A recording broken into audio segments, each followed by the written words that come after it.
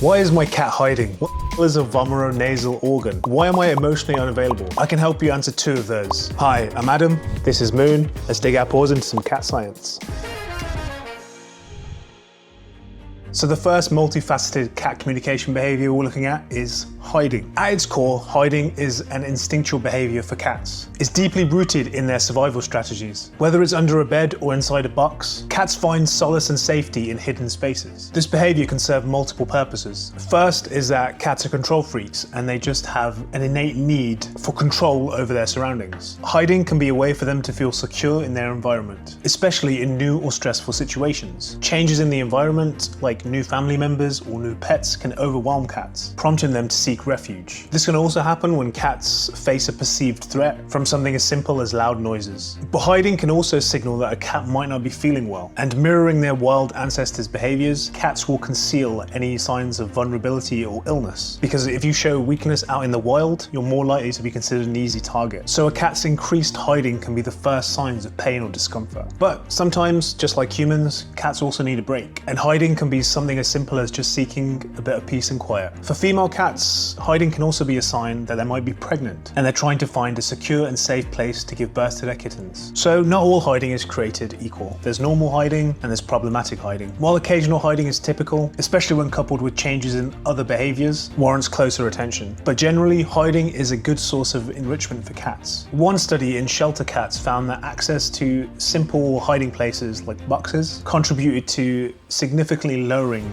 cat stress and improving their overall welfare in the shelter environment, compared to cats that didn't have access to hiding places, suggesting the need for such enrichment in all cat habitats. So hiding places, it's a good way to respect the cat's natural instinctive behaviors while also contributing to their sense of security and well-being. Another behavior that is similarly multifaceted and needs decoding is arching of the back. We all know the classic cat Halloween pose, where the cat is arching its back and all of its hair is standing on its edge. This is widely recognized as a fearful or defensive aggressive pose. But if the hair isn't on edge, a cat arching its back could simply indicate pleasure or enjoyment. Because due to their numerous vertebrae, cats are incredibly flexible. An arched back after waking up from a nap is their way of stretching from paw to spine, releasing endorphins that make them feel good. So arching is more complex than just fear and aggression. It can also indicate excitement and anticipation, or even submission, depending on the context and other accompanying cues. So a cat purring while arching its back indicates happiness, but if it's hissing during the same action, it's probably upset. Cats can also arch their back in order to make themselves look bigger, which is that classic self-defense posture. However, this is sometimes also associated closely with kittens' playful behavior, who exhibit this posture during play to simulate hunting sequences. Next up is twitching the tip of the tail. Unlike the wagging tail of a dog, which usually indicates happiness, a cat's tail twitch is more nuanced and can signal a range of emotions, from curiosity to annoyance. Tail movements must be interpreted in the broader context of other cues. So a cat's tail might twitch when it's engaged in play, indicating excitement or a readiness to pounce. But if a cat's tail is twitching and its ears are flattened, or it appears to be crouching defensively, this could indicate fear or nervousness. But if a cat is excessively twitching its tail or even attacking its tail, it could be a sign of feline hyperesthesia.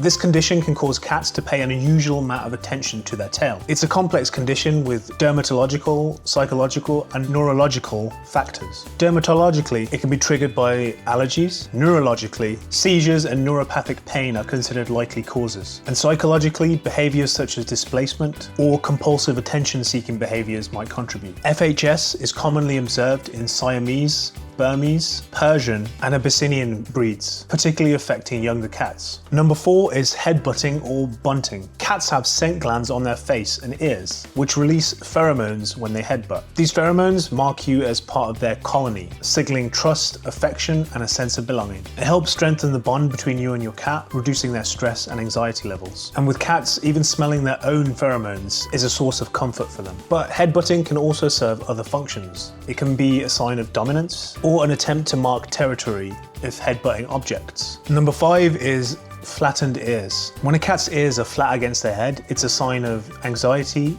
fear, or irritation. It's a defensive posture indicating they might be ready to attack and feel threatened. With fear and anxiety, cats flatten their ears to help them look smaller and less threatening. This is an instinctive behavior to help protect them from predators. And with aggression, it's more of a warning sign, especially when coupled with a flicking tail, indicating the cat is ready to fight. One subtle difference is that low ears, which are sideways, sort of like in aeroplane mode, as if the cat's about to take off in flight, likely indicates they're frightened or nervous. And when they're just low and flat, it probably indicates aggression. Next up is slow blinking, also called the cat kiss. Cats often slow blink at their humans as a sign of trust and affection. In addition to slow blinking, cats also squint or slowly close their eyes, which can be a sign of trust and comfort in your presence. It essentially means they feel secure enough around you to lower their guard. One study found that slow blinking is a great way to connect with cats, acting as a visual statement of non-aggression. In this study, both the cat owners and strangers were able to bond with cats by slow blinking. The research, involving experiments with cats inside their homes, found that cats are more likely to slow blink to their owners if their owners slow blinked first, in a reciprocal manner. And cats were more likely to approach strangers after a slow blink exchange. So this implies that slow blinking isn't just a learned behavior specific to owners, but potentially a universal feline way of expressing calmness and openness to an interaction. It's important to note that slow blinking is not reflexive and involves a deliberate and slow closing of the eyelid, which researchers differentiated from just a regular blink. So if you want to give your cat a cat kiss, you basically have to blink in slow motion. Next up is chattering or chirping at birds. This behavior has been explored through various lenses, and there's a few competing theories as to why cats chirp. One theory is that it is a form of mimicry aimed at deceiving prey. A study in the Amazon rainforest in Brazil found that a margay wildcat mimicked the vocalizations of pied tamarin monkeys, which is a common prey for this wildcat, implying that it was trying to lull them into a sense of false security, making them easier to catch. The ability of cats to vocalize in a similar manner to their prey indicates a level of cunning and adaptability in their hunting strategy. Another theory from the same study was that cats adopt to copy the sounds of animals to confuse them or attract them. Chattering may also serve as a sign of excitement or frustration, but some scientists believe that the jaw movement in chattering cats could be a preparatory action ready for a kill bite, suggesting that even in the absence of actual prey, cats are practicing the motions for a successful hunt. Lastly is kneading or breaking bread. Kneading in cats is a complex behavior that serves multiple social and psychological purposes, with deep roots in their evolutionary history and physiological makeup, blending instinct with affection. Generally, cats knead when they feel happy. They engage in a rhythmic